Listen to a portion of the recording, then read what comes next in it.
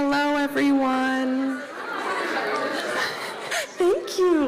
Oh, I love the wave. Thanks. I hope everyone enjoyed lunch. We're going to get started here in just a second as we calm down and let our food settle. Thank you for coming to our session. We're going to be discussing community-engaged approaches to closing the water access gap, which is very exciting, and we were teed up really well this morning, so thank you to the panel. My name is Reese, Cuddy. I'm a research associate with the Johns Hopkins Center for Indigenous Health. Full disclosure, my career has been focused on public health initiatives in working with Indigenous communities and underserved and underrepresented communities, really focused on maternal and child health, food sovereignty, food security, and nutrition promotion. So WASH is new to me. About 5 years ago, our center really started to do a deep dive on water access on the Navajo Nation, and I have been lucky enough to be a part of that work. And I'm gonna hand it over to Chelsea and my other colleagues here to introduce ourselves. Yeah, hello. Dr. Chelsea Kettering Nishke, Adonet Nishinigadi, Dashini Nishlet, Tachini Bashichin, K Ani Dashiche, Tohaglini Dashinala. My name is Chelsea Kettering. I am a research assistant scientist and epidemiologist with Johns Hopkins. I have been working on this project for over a year now, prior with IHS, and then now I'm on the Hopkins side of things. Very happy to be here. Hello, everyone. My name is Natalie Exum. I'm an assistant professor in the Department of Environmental Health and Engineering at Johns Hopkins University in the Bloomberg School of Public Health. So really focused on how water systems are impacting our health.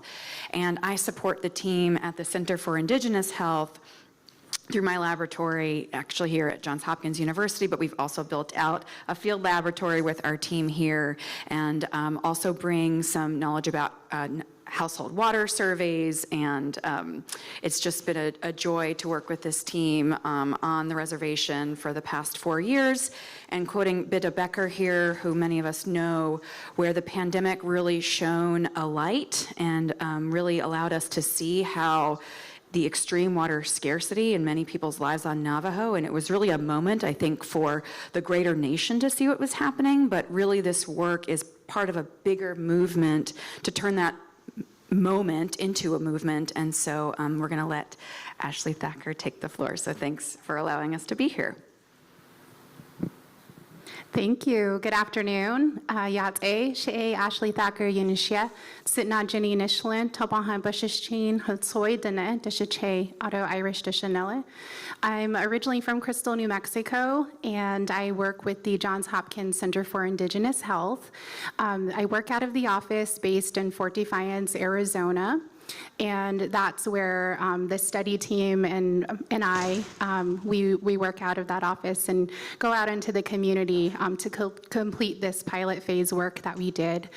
So I'm actually the community PI for this study, and also help with the study coordination, team supervision, and also a data collector myself. We are going to get started with the presentation, and I'm going to first share, if this will work for me. It is not working. Oh, over there. Okay.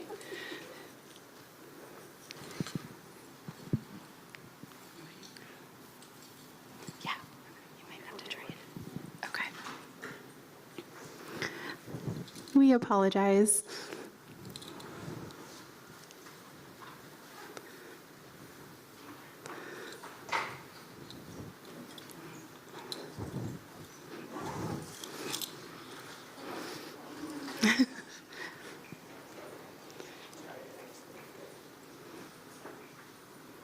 Okay, thank you.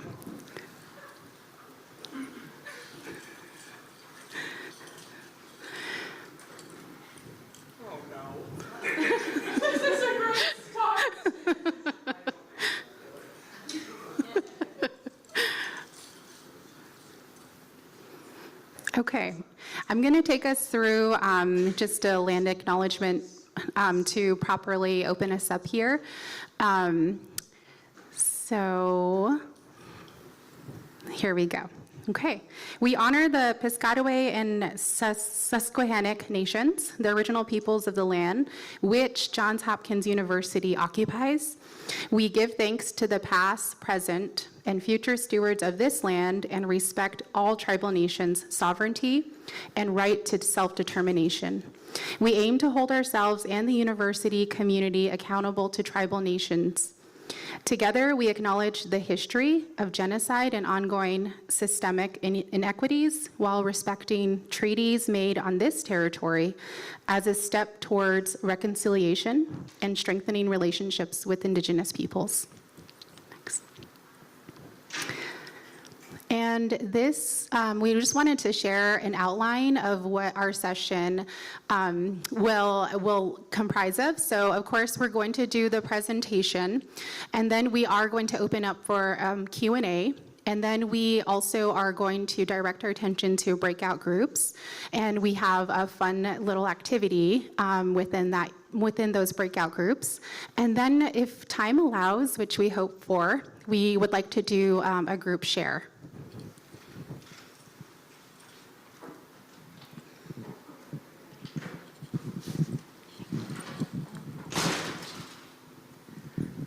Okay, so as Reese had mentioned, the discussions that we heard in both the plenary and then in the previous breakouts that we had in the mountain and southwest portion, we discussed data gaps, and that's something that has been significant in the work that we do with the Navajo population. It is known that there are large data gaps between various organizations and data sources. No one entity in the US currently collects comprehensive data on the scope of our nation's water and sanitation access challenges. Federal data doesn't accurately measure the water access gap. It undercounts communities, and it is inconsistent. The census systematically undercounts tribal nations, which has serious consequences in the fact that it will harm the ability of self-governing tribes to meet the needs of their citizens. And Native Americans in general just feel like they don't count. And they might not be wrong. They are the most undercounted group of the US Census, which means that they get significantly less of much-needed funding from crucial federal programs, scant improvements on reservation infrastructure and healthcare, and even the loss of political representation. Majority of Navajo households reside within the rural areas of the tribal territory. Therefore, households are inaccessible and silenced in representation, which severely impacts appropriation for resources and basic means of living like education, housing, community programs, healthcare programs, and more. A large portion of Native people live in areas that are deemed hard to count. They live in rural, hard to count tracts. Households in poverty are also considered more difficult to count. This creates a hard to solve bind. Poorer communities that are harder to count need more federal funds to alleviate their issues, but to get more cash, they need to be accurately counted. So you can see this cycle of systemic silencing in this. Many tribal communities also do not have what the federal government classifies as traditional addresses. If you work with tribal communities or reside on a tribal community, you know that if you don't have a P.O. box or a residential street address, there's a lot of markers that we have to use in order to access homes.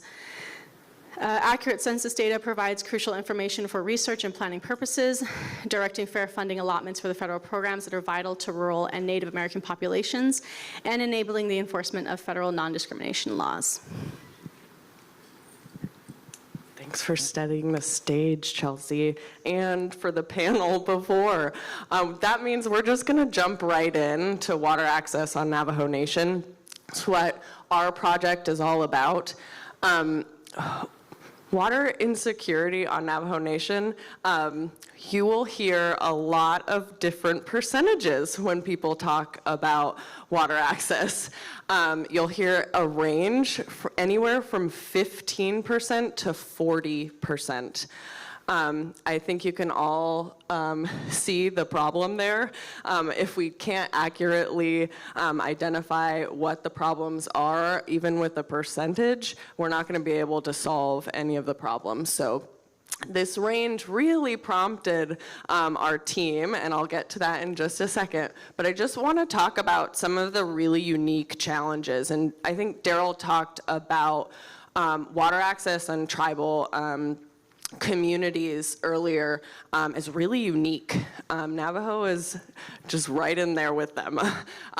They have a lack of infrastructure and really vast geography. If you're not familiar with Navajo Nation, it actually straddles 3 states across the Southwest, so Arizona, New Mexico, and Utah. It is huge. It's about the same size as West Virginia. So it is very, very big and has a lot of different geographies, from rocks to deserts to mountains. It's really a beautiful place, so if you haven't gone, please do. Water contamination, historically, it has been a place where mining has been done and not properly cleaned up. And so there is a lot of uranium contamination and ongoing contamination. Just a few years ago, there was another Gold King mine spill, if you guys heard of it, that contaminated water. And then water scarcity, I think all of us know that the Southwest is dealing with a lot of drought and climate change issues. And so all of this is being faced by the Dene people on the Navajo Nation. And they're forced to do things like water hauling because of the lack of infrastructure. And something that's really difficult is road conditions. So if it's raining or snowing, water hauling is really, really difficult. I've been on the reservation when it was right after a rain, and the tire marks are so deep in there that then the next day you can't even drive the road. It's pretty incredible. So road conditions impact water access on Navajo as well. So just a little snapshot. There are so many more things that we can go into about water access on Navajo Nation, but just to lay the groundwork for you. Awesome. So why are we here? Well, we're the Center for Indigenous Health, and we're based in Baltimore, Maryland, right? So about 30 plus years ago, Dr. Matush Santosham was doing a really great work on Navajo Nation and the White Mountain Apache tribe for infectious disease prevention. And after that work, he founded the Center for Indigenous Health.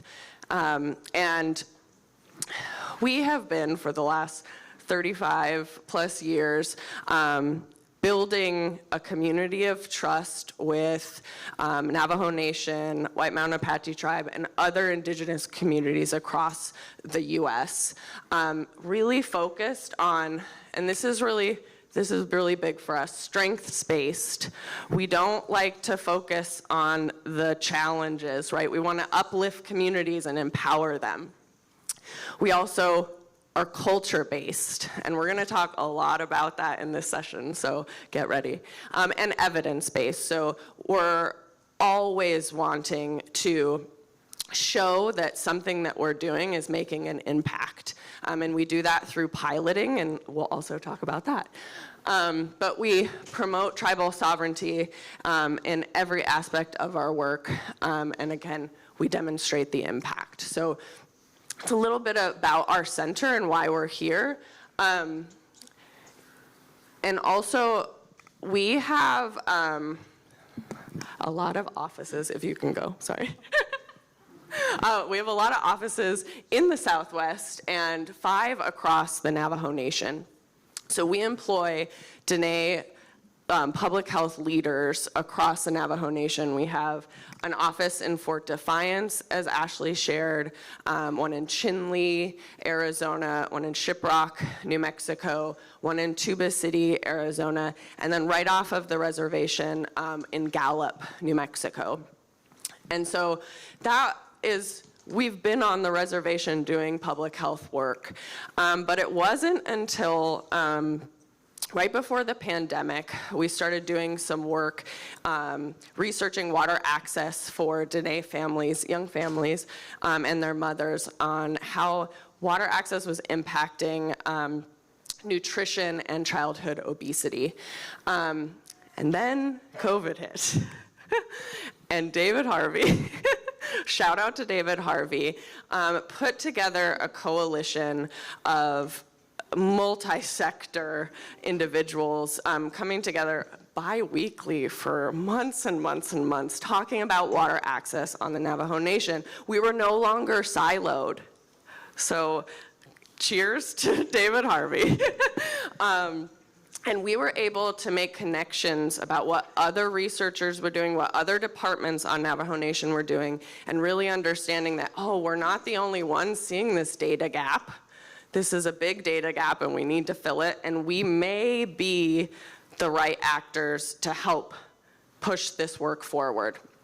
And so, if you would, here comes our research. It's called the Dene Household Water Survey. And because we thought, okay, we have the capacity to gather data, we do it every day. We have offices across Navajo Nation, and now we're plugged in with the water stakeholders across Navajo Nation, and everybody and the community wants this work. Let's do this. Let's close the data gap. So we developed a culturally tailored comprehensive household water questionnaire, or survey we'll be calling it. And we are aiming to implement the household survey with a randomly selected sample of households across the entire Navajo Nation. And we are also, within that work, assessing household drinking water quality with direct measurements of contaminants and indicators for water safety, so water quality testing. Awesome. So, oh, and one more, maybe. Cool. So, like I said before, we like to pilot work first to make sure that it's successful and not doing any harm and on the right track to scale. So we piloted in the Fort Defiance Agency. You guys, this is crazy pilot talk, right? 27 chapters. This is a huge area. And for those of you who don't know Navajo Nation very well, chapters are smaller communities of the Navajo Nation. There's 110 in total. And then there's 5 agencies that capture those chapters. So if you can't see this, I'm really sorry, but this is the Fort Defiance Agency here, and it actually houses the capital, Window Rock. Okay, and this is the 27 chapters that our team piloted this research in, and it houses about 25% of the population across Navajo. So this is a really important point that we'll get to later, but this is a big pilot, and it also is less rural than other areas on the Navajo Nation. So when we get to our preliminary findings, please remember this point. Okay, awesome. Yeah, let's go to the next one. Okay, if you're not gonna listen to anything, listen to this slide. Okay, so community engagement, that's why we're here. That's why I think our work has been so successful, not only across Navajo Nation, but on all of the Indigenous communities we work with.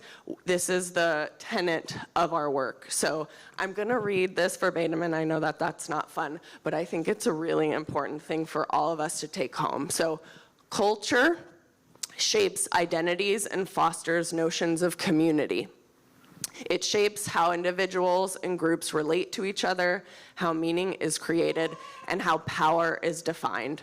Culture shapes ideas about partnership, trust, and negotiation. Therefore, culture shapes the process of community engagement. And effective engagement requires an understanding of culture. So throughout the rest of our presentation, keep this in mind. And also when we break out into our sessions, this is something that we're gonna hope to bring this back, this concept of culture and how you can use it in your work to progress and close the water gap. Okay. Thank you. Okay. So just building off of that, I want to just share some Dene cultural perspectives on water. And I know that there has been a lot of publicity on, how Navajos view water. But I do just want to still, touch this common ground here and set something up foundationally. So the text up at the far right, to e ina, it translates to water is life. As water protectors, Indigenous peoples respect and recognize that water creates and sustains life.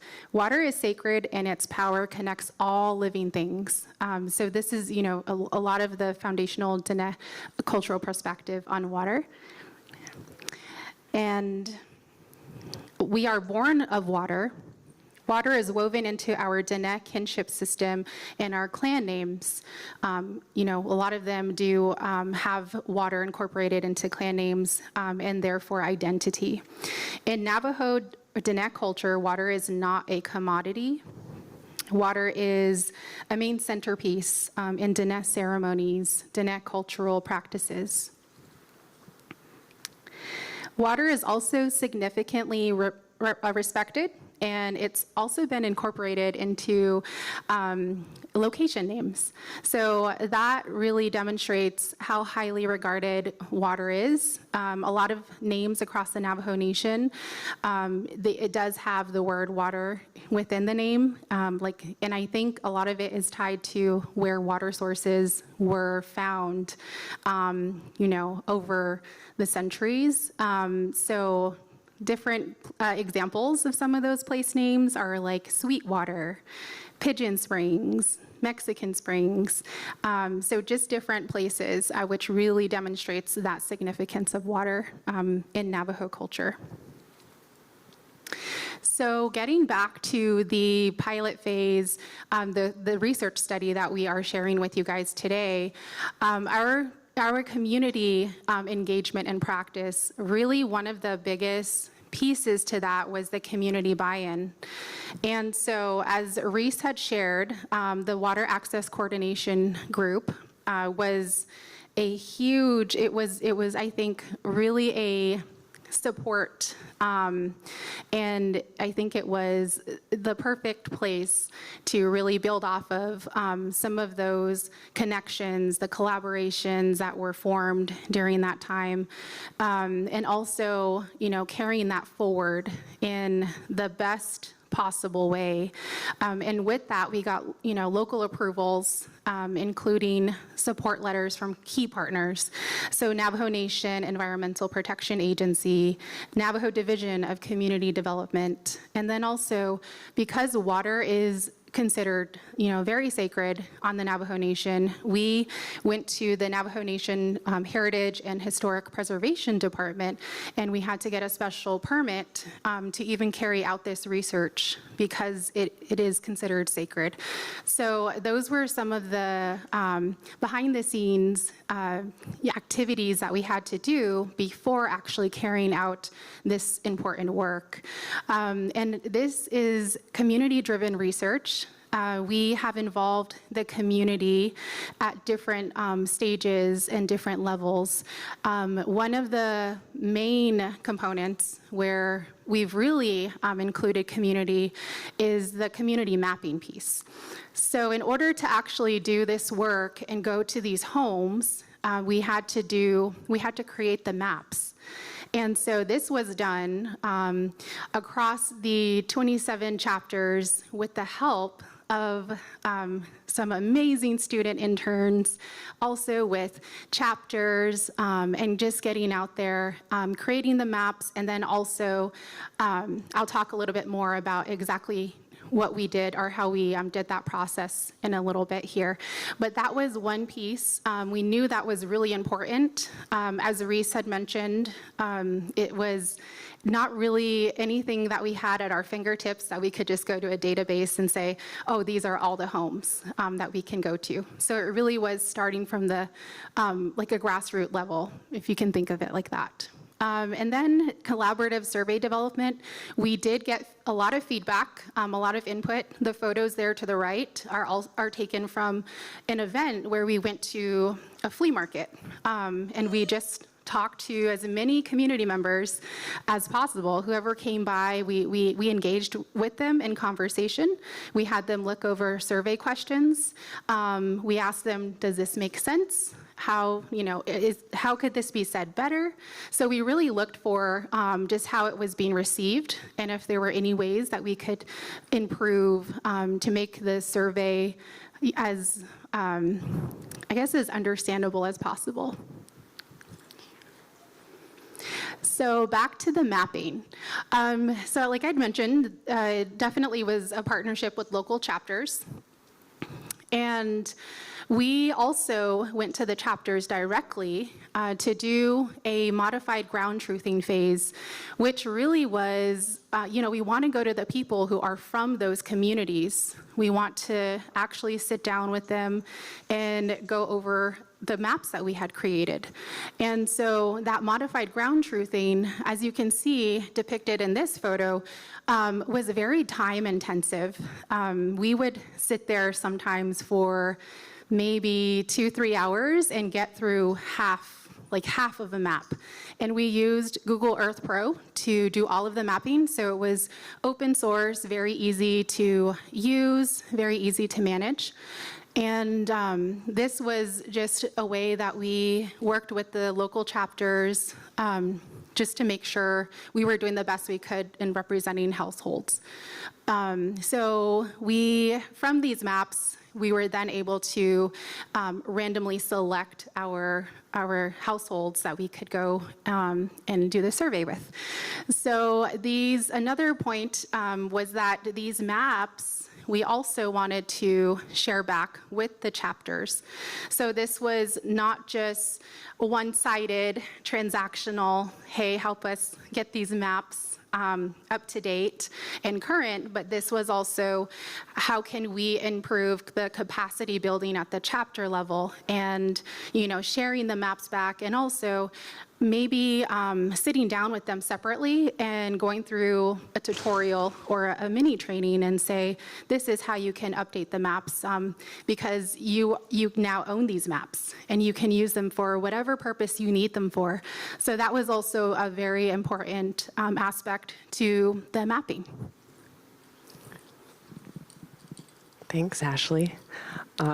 I'd just like to toot Ashley's horn for a second. That community mapping piece was not originally in our scope of work, and it has become one of the most impressive activities I've seen our team do, really reaching out to communities, getting them involved, and ground truthing those maps was no easy task. So kudos to the team for that, for sure.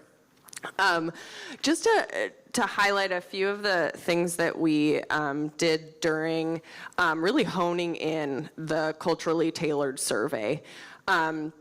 We know with past experience and past research and those of our staff that are living on Navajo, how unique of water experiences are, like, by household. And so we knew we really needed to create a dynamic survey, one that wouldn't create annoyance and confusion while they were going through it. We really wanted to be able to sort of create this dynamic survey that as they were going through, it was just easy and got them the questions they wanted, and then they could, then we would leave. So in order to do that, we needed to build a survey on an app that would allow us to do branching logic, and it's very complicated. But thankfully, there is a RedCap app for that, and it allows us to collect data off of the internet. So we know that, I don't say we know, for those of you who don't know, internet access is hard to come by on the reservation. So we can't think that any household that we're going to go to has internet access. So we've found a way to collect data using this RedCap mobile app, using a dynamic survey, and really making it as comfortable and easy for our participants to answer throughout their time with us. So you'll see that here in both of these photos. It's on a tablet, and then when the staff get back, they're able to just upload it, and there's no like data entry later on, which is awesome. So part of this whole dynamic survey, we have 12 sections to the survey. It is very comprehensive. Of course, we ask personal, and then, of course, because it's a household survey, we ask about household characteristics, just basic household water access. When I talk about basic household water access, we ask about all water sources. So it is extensive for some families who we've seen as many as 7 sources of water for one household. It's a pretty comprehensive survey. Then we have a whole section on drinking water, water security, hygiene and sanitation access, if they haul water or store water, those sections appear for them. And then we also, because livestock and agriculture is such a part of the culture on Navajo Nation, if they practice any agriculture or have any livestock, those sections come up as well. And then at the end, we thought this was really important. As we collect data, we're thinking about what we can do with this data, solutions, of course, but we need to get solutions from the community. So we have an entire section dedicated to their preferred water access solutions. And we are finding that it's not always those things that are connected to water, right? Road conditions. I'll keep coming back to this because it's a big one. And then, in our work with engaging the community, and Ashley talked a lot about this, but as we were piloting the survey and getting feedback from community members and our team, we really needed to be flexible and make sure that we could edit and update the language to meet the cultural understanding. And that's not always great in the research world for some of you that know this, and yeah, so it's really important though in the work that we do, so that's another key piece to this. And then of course we had to offer the survey in Navajo, so a very big piece. Thanks, Susan. And then the last component that I'll talk about with our community engagement is water quality testing. We have done, our team has done some water quality testing with the help of Natalie and her lab prior to this work. So we're building a little bit off of what we already know. But we did it sort of like a reboot. We had to think about all of these things again because the population that we were initially doing water quality testing with was different than the full population survey sample that we were going to be doing this work in. So a few careful considerations that we had to think through and talk to the community about was water is sacred, right? We must handle every single drop of these samples with care and respect. And how do we weave that into our protocols and trainings for our team? Water scarcity and conservation. Let's not take more than we need. How much can we get away with?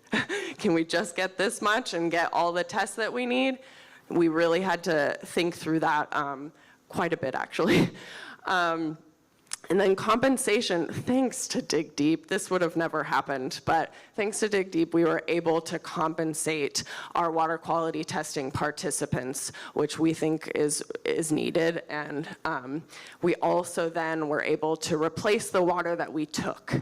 So in addition to a gift card, we gave them, usually it was more than the water that we took. It was like a gallon of water. We only took about less than a liter. But we thought that was really important because we know how valuable every drop is to every household. So we wanted to replace the water we were taking. Then we have some field constraints. So you're gonna see here, this is our lovely Kim. She is actually doing tests in the back of a truck, and that is normal. And this is when weather is really nice. So she's out there, beautiful weather, but in cold weather or rainy weather or who knows what, a dust storm, because that's happened before, they have to, and I've been in the back of one of these SUVs with Ashley, sitting there doing, seats down, doing water tests like on your knees. So these are the constraints that the team has to go through in order to get some of the field water quality tests done. And then, you know, we are not the experts. So it was important for us to go to Navajo EPA and confirm with them that our plan and our protocols were correct and okay to start with. So that's what we did. We got guidance from them. And so lastly, we just needed to make sure that the water sample tests were determined with the community, the cultural and historical context all wrapped into one, and we did not make sure, sorry. I'm so sorry. We also did not want that, I've lost my train of thought. Whew. Let's get back. Test requirements also played a role. So when we're thinking about test requirements, there's some time constraints. So the team grabs a water sample from the household, and they have to go immediately outside and do some of the tests because in 15 minutes, those tests are no longer valid. So there's some time constraints that we have to deal with, plus shipping chemical tests to the lab for our colleagues back at Johns Hopkins too. So lots played a role in this, but we couldn't be more grateful for the community to tell us what was appropriate and what they wanted to learn. Oh, this is the exciting part. I get to just be super fangirl over here and talk about how awesome the team is. In 15 months, the team did 985 surveys across the 27 chapters and 200 water quality tests. It's pretty impressive. And if you go to the next slide, I'll tell you why. Okay, so, we randomly selected these households across the 27 chapters. Look at how big this area is. That's a crazy area. So lots of driving. I think we estimated over 250,000 miles driven. Our team are road warriors for sure. So the map on the right side shows you the randomized households. So there were 3,229 households that we randomized. And then we were able to visit 2,817 of them. But this is the big number. We went to those households sometimes 3 times. So total household visit attempts were 6,190. This is a resource-intensive project. And then the flow, it just shows you that 985 surveys were completed within those 3,239 randomized households, and then the 200 water quality tests. So it's it's all in the numbers. They are impressive. I couldn't be more proud to be part of this team. Woo! Okay, next slide. Oh, this is yours. Right. As Reese mentioned, very, very proud of the work. Just honored to be a part of it. And I speak on behalf of the team represented here as well as back home. This has just been tremendous, tremendous success. And we're looking forward to the expansion, although we know the work that will entail. So I didn't say during my introduction, but I am, for this project in particular, I do a lot of the GIS analysis components as well as the data analysis. So as Reese mentioned, this is a beast when it comes to data. And let's go to the next slide. So I'll go over a few of the figures that we have. All right, so piped water access. One of the questions that we asked right up toward the top of our survey was, does your home have piped water? And you can see here, out of our 985, 26.5% of the households in the Fort Defiance agency reported not having piped water access. And you can see that's on the right-hand side there, left-hand side being yes. We also learned, as part of this survey, there's a lot of questions asked for those that had piped water, not piped water, and just kind of like branches into different segments. But one of the things that we had learned is that just even though households do have piped water, and Natalie talked about this a little more, we found out that families are still going out and getting water because they're not necessarily drinking what they have that's piped to their home. Next. All right, so we also asked a lot of like quality to measure their feedback on their perceived quality, behaviors, et cetera, for their water access. So one of the questions we asked is, within the last year, did your household use any of the following water sources for any part of the year for any purpose? And you can see here, a large part of our households use bottled water and a water dispenser, followed by water that's piped directly into their home, windmill, well, water point, and it goes all the way down to rivers, streams, and lakes. As I mentioned, we do have a GIS component of this, which is actually very massive as well. So not only did we, did our data collectors collect the GIS or the coordinates of where the households were surveyed, but we also asked those that were surveyed to pinpoint and drop onto the Google Earth the identification of those places where, they go to a windmill or a well for water, a water point, where they go to a neighbor or someone else's home for piped water, where they go for natural springs, and then the stores that they visit for bottled water and purchase. And that's when you map it just again for the Fort Defiance region that Reese has showed earlier, it's huge. And to see where we're able to see households and their direct connections to each of these water sources through a spider mapping analysis. And we're excited to see what the rest of the Navajo Nation brings in terms of that analysis, because it's pretty significant when you look beyond the numbers and you can see this image projected of what is happening across the community. Next slide. All right, so main drinking water sources. You can see majority bottled water, followed by piped water into the home, which is less than half of that. And then again, we have windmill well, piped water near the home, which means some households are going, to a relative's home to get water. Natural springs, and a water truck delivery service.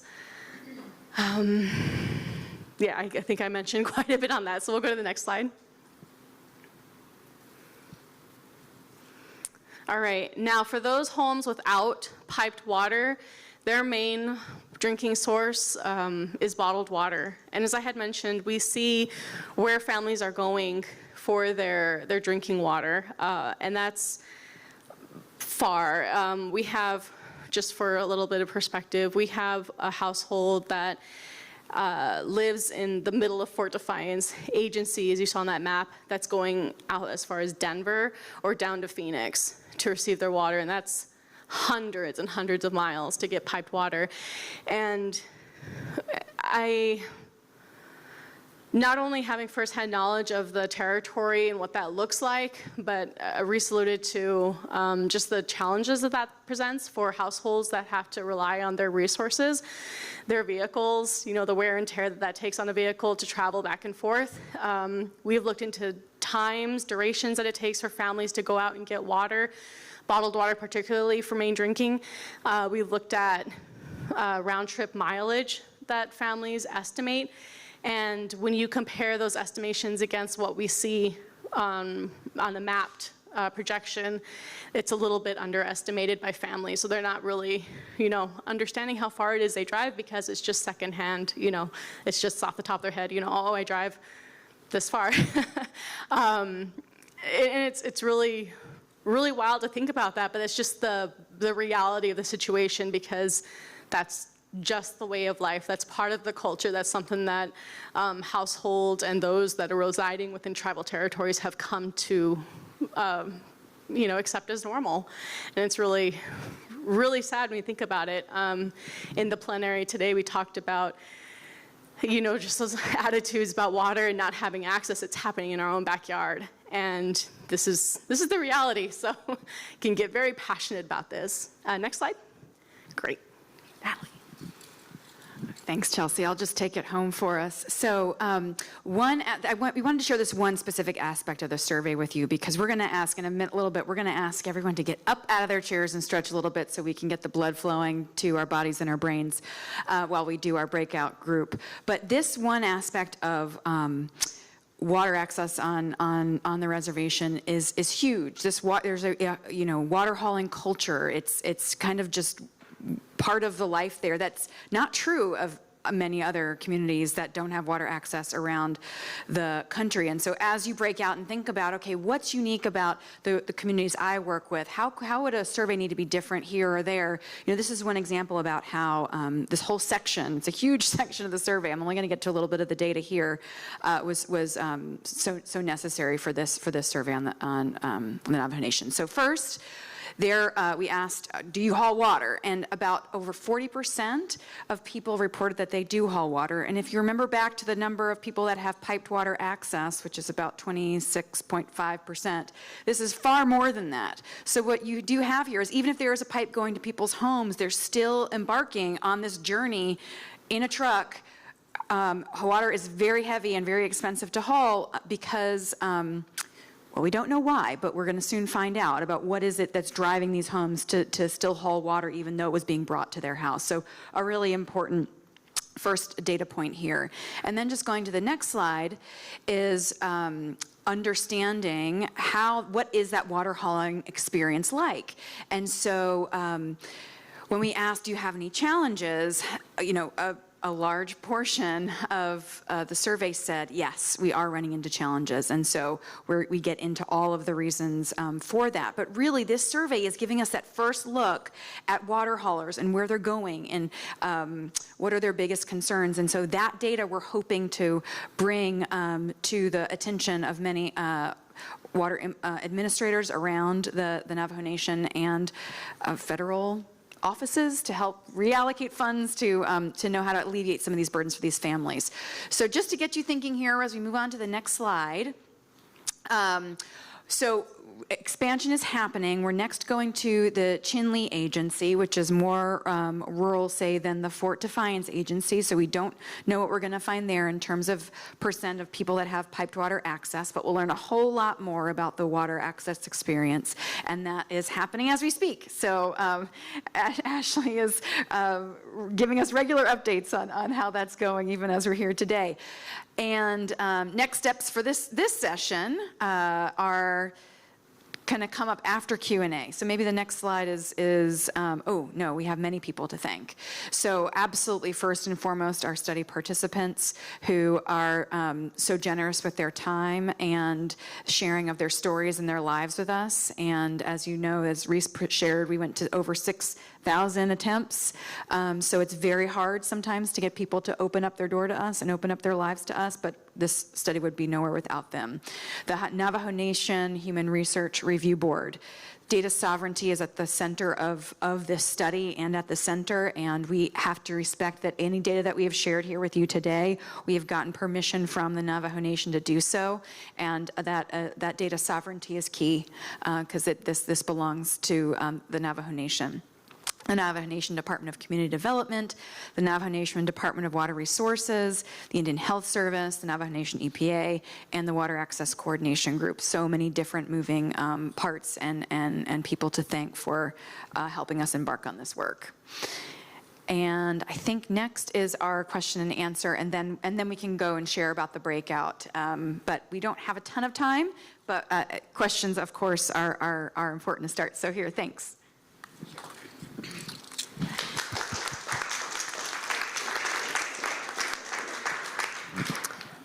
Yeah, first, congratulations. It's impressive. It's exciting to see. I have a couple of questions, but I'll do just two quick ones. I heard that you guys incentivize, you gave gift cards to the folks with the water testing. Did you guys incentivize just the survey participants at all? And was that monetary, or like, how did you guys deal with that piece? Like the logistic, like the regulation and the logistics of giving, funds to participants, I know can be tricky. Oh, yeah. So in a lot of our research that we do on Navajo Nation, we do gift cards. Okay. Like Walmart or a local grocery store or something. And it's all built into our IRB, our Okay. Constitutional Review Board. So ethically, they've reviewed and made sure that it's okay. Great. And then how did you identify, thanks. How did you identify your enumerators to make sure that they were speaking local languages, and how did you find those folks who were going to do the work day in, day out?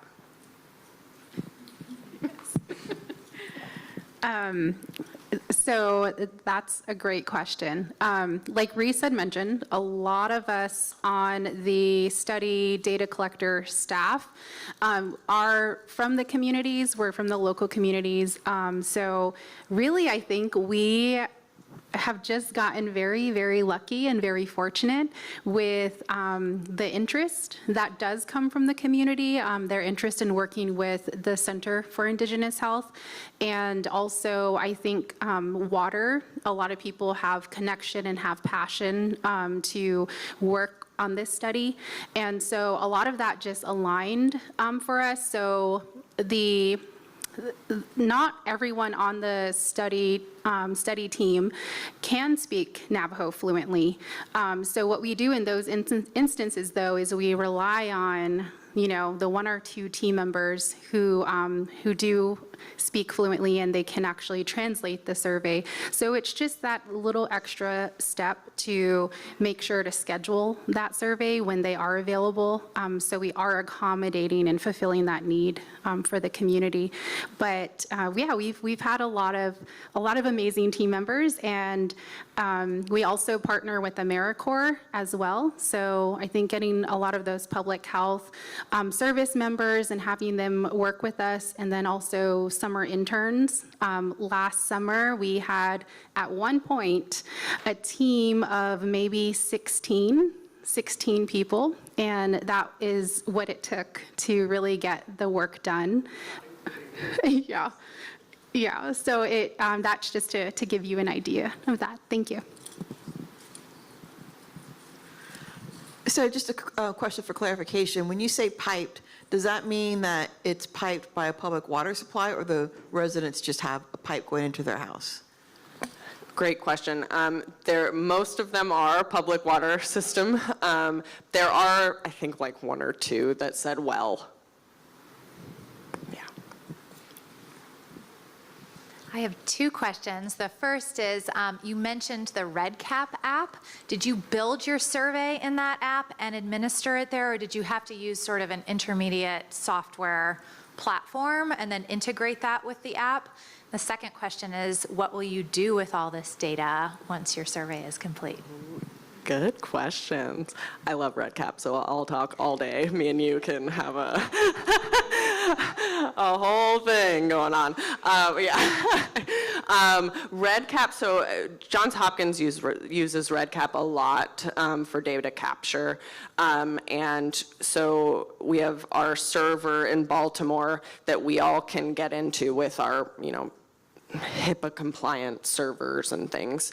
And then we built, within RedCap, you can build a project. And we built an entire project around this with the different sections and then branching logic and things like that. And then the nice thing about RedCap is it already comes with the option to say, hey, I want this on the mobile app. And then you just download the app onto an iPad, and then you QR code it, and your project's on the iPad. So it's really an easy, seamless data collection option for us, yeah. And what are we gonna do with this data? Oh my goodness, a very big and exciting question. There's a lot, as Chelsea and Natalie have talked about. Right now, we're in the preliminary stages of data analysis. But first and foremost, we need to get community and stakeholder eyes on the data to help interpret and prioritize what dissemination is going to be like. So we're hoping to, we had to postpone a community advisory board recently that was going to start that phase, but it'll happen in May. That'll be our first step. And then with the community advisory board and community members, we'll go back to them, show them like iterative summaries and things that we've developed with their feedback, and we'll come up with a dissemination plan. We hope to do this as quickly as possible, but a timeline for me is hard to come up with right now, so I don't know if anybody else has. Yeah, that's a great point, and one that we actually had to get extra funding for this sole purpose of getting these community conversations happening first, because there are so many different entities that we know could use the data and need the data, but we as the researchers are not even necessarily best positioned to know who they are. And so the point of these community advisory boards will be what data are here that you think we need to expand on? What do you need to see more of? How should it be summarized and visualized, right? Because we have all this great GIS data. So we really do see that as this next critical phase. And we'll take one more question and then maybe go for the activity. Yeah, so obviously surveys and data collection is a really labor-intensive process. It takes a lot of time and resources and funds. So could you speak a little bit more about how you determined the scope of this project and even like your sample size? I know you mentioned visiting some households like multiple times. How do you kind of know how far to go to kind of still get that really robust level of data without kind of burning yourselves out?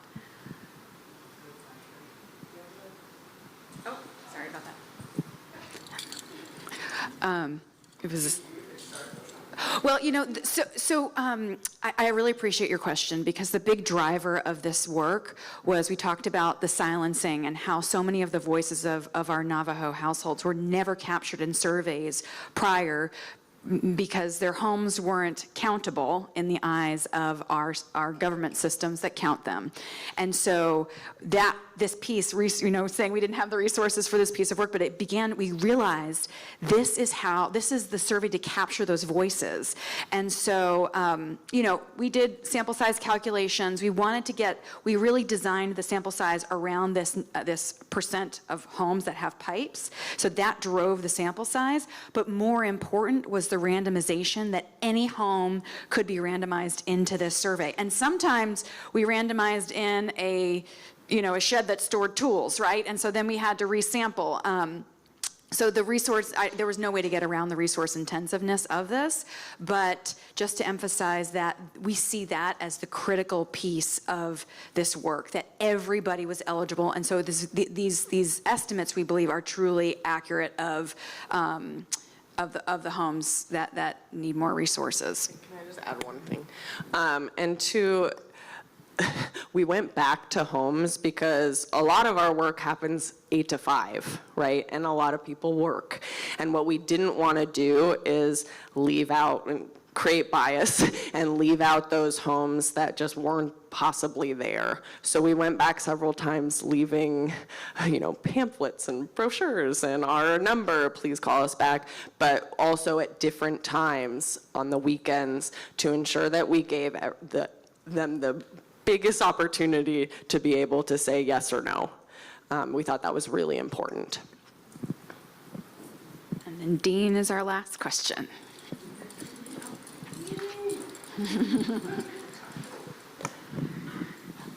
Yeah, I think I have maybe 3 questions. First one is the test you guys took, were they just bacterial tests, and what kind of test did you use? Did EPA give you instructions on what test to use? I mean, what brand were they? Also, did you test all the water well tests, the agricultural wells, where they said they got them from? And also, is that results of those tests? Is it in your sheets? And I think those are the only questions I have. Thanks. Thank you for those questions because they are so important. So we tested many parameters. Some were microbial, some were chemical, and some were metals. So some, we tested for, say, free chlorine, right, which is a pretty easy parameter to test for. That was done with, standard tools that are acceptable, for within a range, right? Some things that we tested for had standard EPA methods. Some, did not. So we were also testing for these PFAS forever chemicals that had to be brought to our laboratory and done in accordance with certain EPA methods. But to answer your question, which I think is a really important one, is did we test the wells? So no, we did not go to the wells themselves that people said they were hauling from.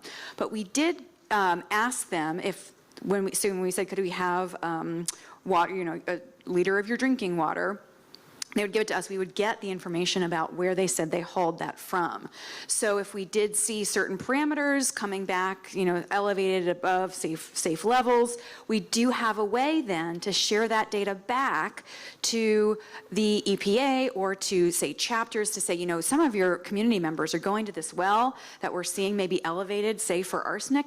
Maybe you want to go out there yourselves and do another retest to see if this well really is problematic. So we do have, and there's all these, questions now that these data are bringing up about how to really report this back to make change and keep the community safe. So, yeah. Sorry. So with that data, you just take them back to EPA and they report to about the well? You haven't done it yet? Okay. Do you tell the clients that their water quality? Yes. So, for example, you asked about microbial contamination. And if we did, say, detect high levels of E. coli, then we do have a feedback mechanism that we will go back and say, hey, we saw that this was high for, these certain bacteria. This is what you can do at your household level to ensure that that it's safe to drink. So absolutely, when we do see that there are levels of concern, that's a very important piece. Yeah. And Dean, we're also offering a point-of-use water filter for those households that do have a positive E. coli result. And we did go to Navajo EPA to confirm all of this was okay, and they gave us the green light. It's just, I'm from Fort Defiance and I test a lot of the water as well. And to educate them on it's really difficult because trying to explain what the metals mean or just chlorination, it's sometimes difficult for them to understand. So speaking in a traditional way to them to where they can understand it makes it a little easier. So that's really great feedback, and I think we need you, Dean.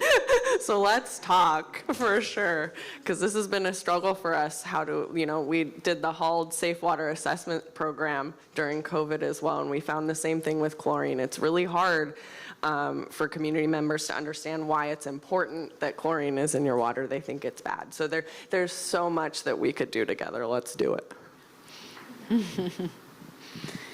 Okay, so how are we doing on time?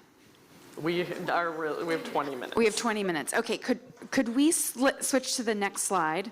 So what I want to do here is just tease some of these 2 questions that we're going to do together. So first, if you look around the room, we're going to try and divide, we're going to self-select, we're all going to get up and walk to the area that we think you think your work most closely relates to. You could be in a rural area, you could be in more of an urban area, if you work at the federal level, or if you're working at more of a state level, and then if you're working with tribal entities. Let's kind of group ourselves together. If it's a little too crowded in one area, maybe move over to one that you could also find yourself in. So while you're doing that, we're going to divide up our time. Maybe we'll do 5 minutes for each question. We'll do the first 2 questions and then come back for 10 minutes to share. So the first question you're going to get, and I'm going to be giving you the timer here, is if you could go to the next slide.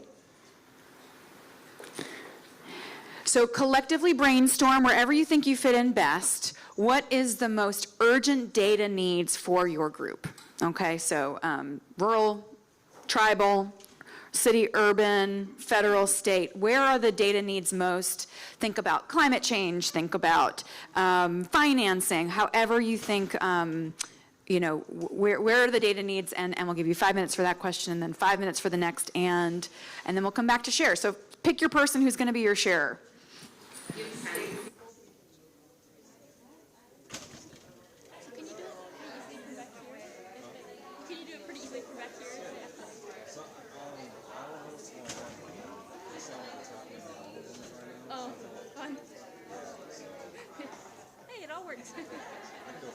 Okay, cool. Thanks. I'll leave this with you then, so I don't pass it. Yeah. Oh, you're good. Okay.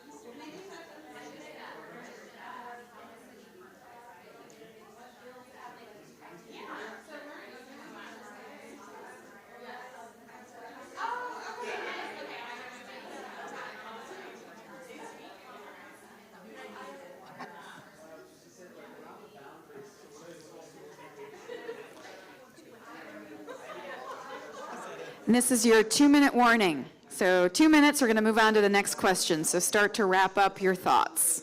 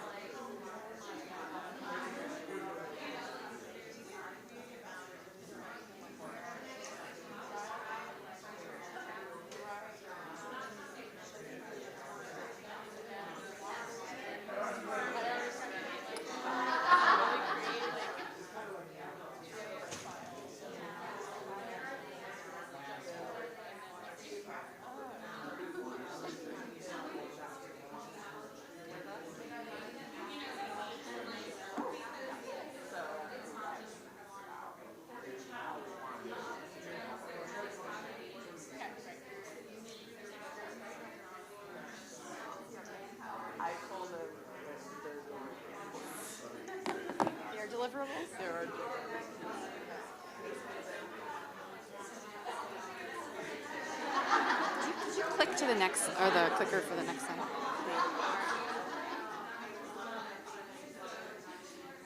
Do what? Susan has something. Oh, hey, we just clicked it. Thank you.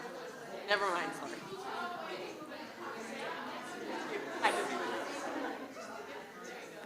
Okay, wrapping up.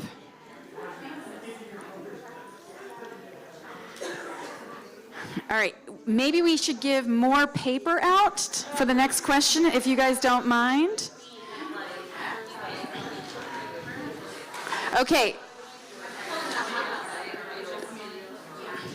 So we are leading you to the next question, which is what community engaged approaches. So you're now identifying what your data needs are.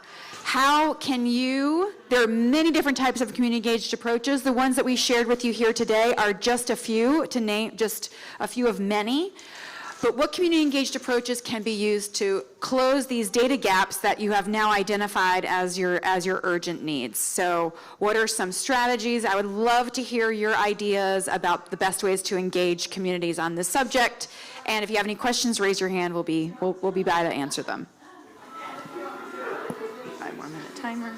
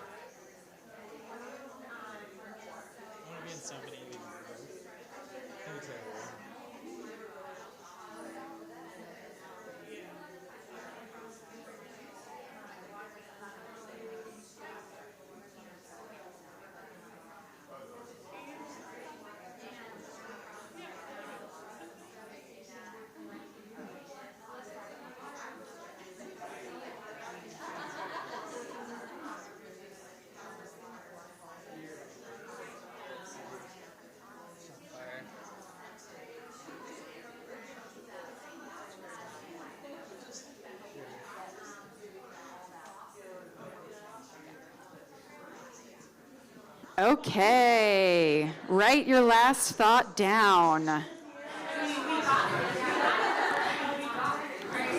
All right, looks like we are having good conversations, guys. Okay, do you guys have a representative?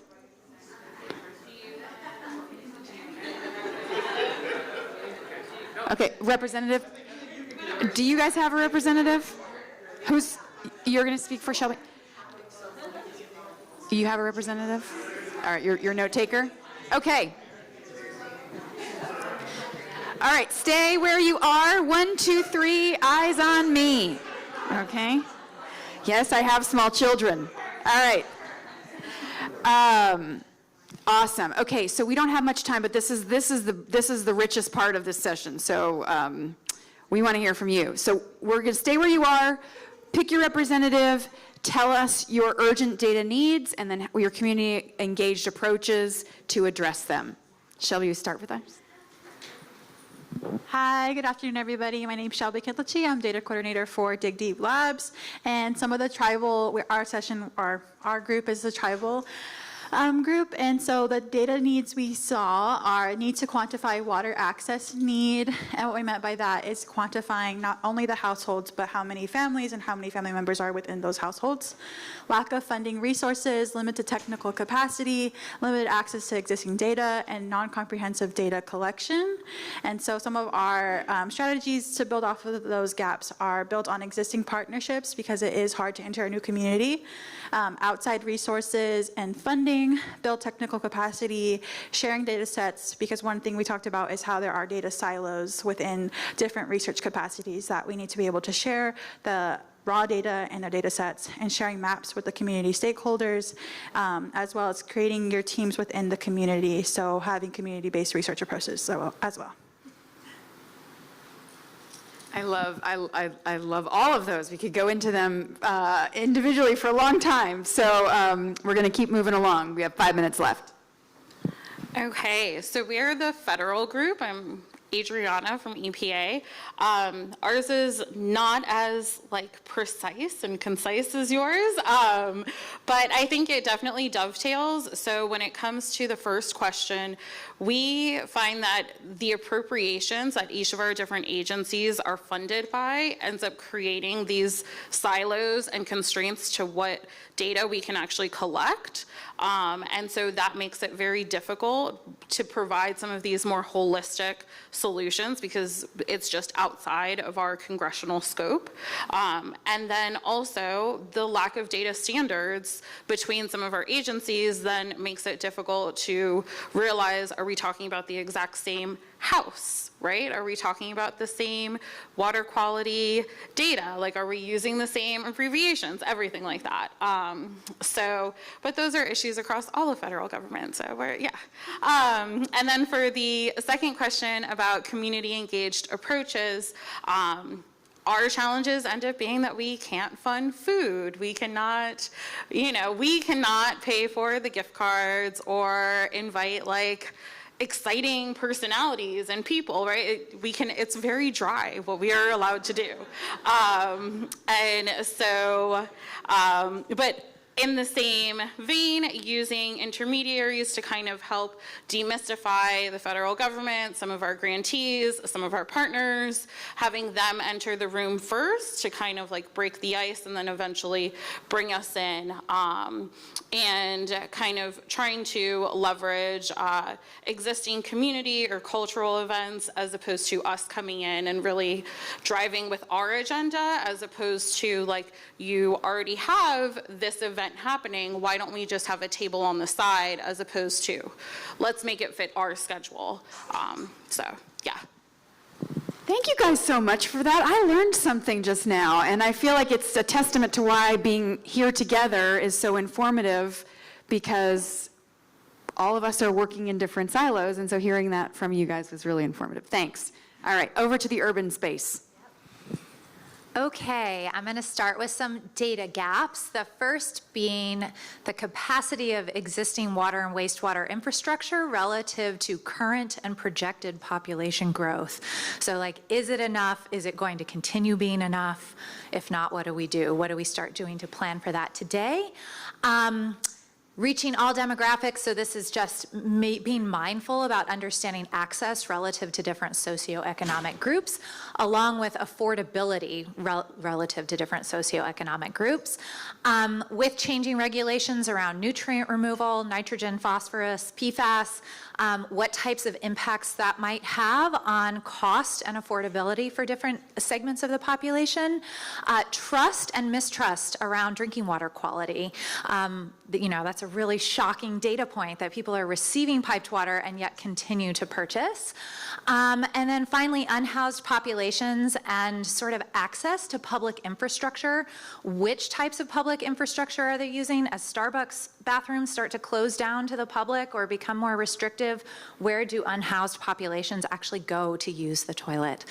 And then finally, in terms of community engaged approaches, so this I kind of pulled from my personal experience here. I have been working in the Black Belt of Alabama for the past 5 years, where they have pervasive sanitation issues, a lot of straight piping, clay soils that are unable to absorb the amounts of water that they need to. Lixil came in, we are the parent company of American Standard Toilets, and said, we realize that there's a lot of mistrust in this community and people are not raising their hands and admitting that they have a sanitation issue that can be solved.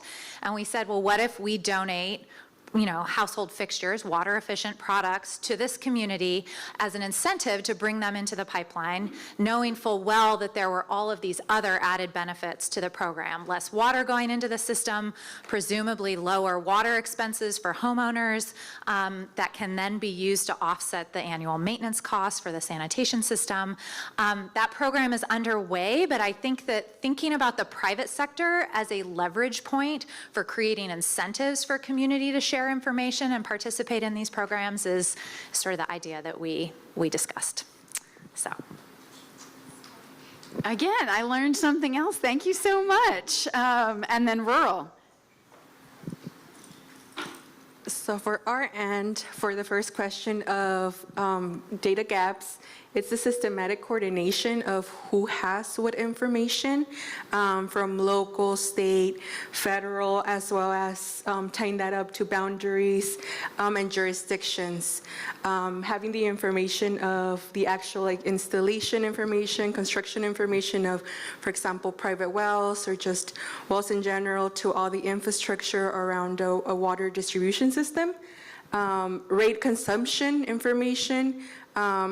Everybody uses water differently, so also have that information ahead to see what kind of maintenance or monitoring or resources could be offered to those communities. And for the second question, we were talking about the different types of